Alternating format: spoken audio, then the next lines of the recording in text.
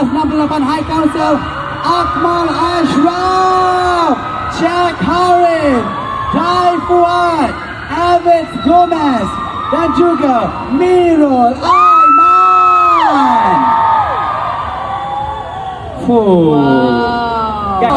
Alhamdulillah diberi peluang sekali lagi untuk bersama-sama dengan all the cast untuk previous project High Council punya Universe, and of course saya rasa sangat-sangat bersyukur masih terpilih di dalam position ini dan secara tidak langsung memegang tanggungjawab yang besar juga untuk menyampaikan objektif naskah ini yang saya rasa agak berat untuk seorang pelajar sekolah menengah.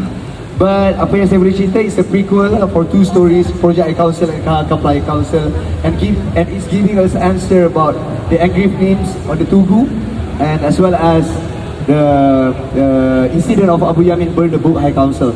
And saya tak sabar untuk berkongsi kepada semua rakyat Malaysia yang berada di sini dan juga berada di rumah, dan insyaAllah Kudrat 1968 fly ya. Yes.